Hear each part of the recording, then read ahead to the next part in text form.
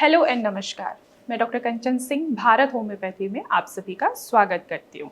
और आज के इस वीडियो में मैं आप सभी से बात करने वाली हूँ उन अस्थमा पेशेंट के बारे में जिनको परेशानियां काफ़ी हद तक बढ़ रही हैं, स्पेशली गर्मी के मौसम में।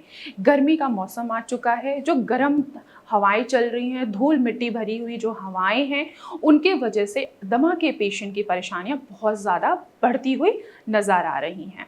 अक्सर ओपीडी में भी पेशेंट आते हैं तो उनका यही सवाल होता है कि मैम गर्मी आ चुकी है, अब धूल मिट्टी बहुत ज़्यादा हो रहा है, एयर पोल्यूशन बहुत ज़्यादा हो रहा है, यहाँ तक कि हवा इतनी तेज़ चल रही है कि जो डस्ट पार्टिकल हैं उनके वजह से भी हमें हमारी सांस की परेशानी और भी ज़्यादा बढ़ती हुई नज़र आ रही है। तो ऐसे कंडीशन में हम आखिर क्या करें? तो ऐसे कंडीशन में गर्मियों के मौसम में अगर आपको सांस लेने की तकलीफ बढ़ रही है तो इस कंडीशन में कुछ योगासन आपको ज़रूर अपनाने चाहिए। तो आज की वीडियो में मैं आप सभी से यही बात करने वाली हूँ कि आखिर दमा के मरीज कौन कौन से आसन को अपनाएं जो उनको सांस लेने में जो तकलीफ हो रही है वो काफ़ी हद तक उनको कम होता हुआ नजर आए। जैसा कि आप सभी को पता है कि अस्थमा फेफड़े से रिलेटेड ही समस्या है। इसमें क्या होता है कि जो आपकी एयरवेज होती है उनमें इन्फ्लामेशन हो जाने की वजह से वो नैरो हो जाते हैं। नैरो होने की वजह से पेशेंट को सांस लेने की तकलीफ काफ़ी हद तक बढ़ जाती है और जो इन्वायरमेंट में जो डस्ट पार्टिकल हैं और जिस भी चीज़ से उनको एलर्जिक है, एलर्जी की अगर मैं बात करूं जैसे कि डस्ट है, पोल्यूशन है, परफ्यूम है, फ्रेगरेंस है या कोई पॉलन गेंस हैं, उनके वजह से भी पेशेंट को दिक्कतें उनकी बढ़ती हुई नज़र आती हैं। तो इस कंडीशन में आपको कुछ योगासन अपनाने हैं जिससे आप अपने दमा यानी कि सांस लेने में जो तकलीफ हो रही है वो काफ़ी हद तक आपको कम नज़र होता हुआ दिखाई दे। पहला योगासन है कपालभाति। अगर आप दमा से परेशान हैं, आपको सांस लेने में तकलीफ हो रही है तो कपालभाति योगासन आपके लिए बहुत ही ज़्यादा बेनिफिशियल होगा। क्यों? क्योंकि ये क्या करेगा कि ये आपके फेफड़े में ऑक्सीजन की मात्रा को बहुत तेज़ी के साथ लाएगा, जिसके वजह से आपको जो सांस लेने की जो तकलीफ आ रही थी वो काफ़ी हद तक आपको कम होती हुई नज़र आएगी। तो आप कपालभाति करिए और जो आपको सांस लेने में तकलीफ हो रही है उसको कम करिए। दूसरा योगासन है सूर्य भेदी योगासन।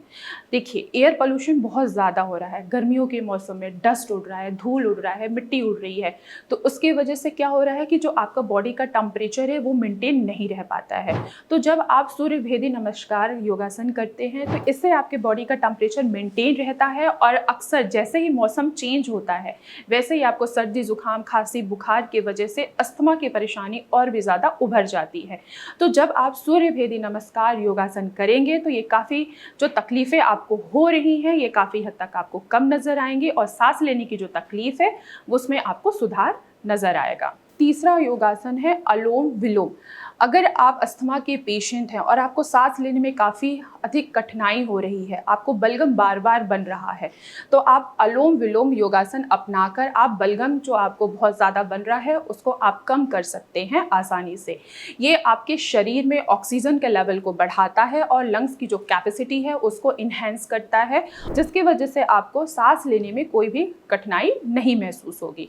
तो आप दमा के मरीज़ हैं और आपको सांस लेने में तकलीफ हो रही है तो आप अलोम विलोम योगासन अपना कर भी आप अपने सिम्टम्स को काफ़ी हद तक कंट्रोल आसानी से कर सकते हैं। चौथा योगासन है भ्रामरी योगासन।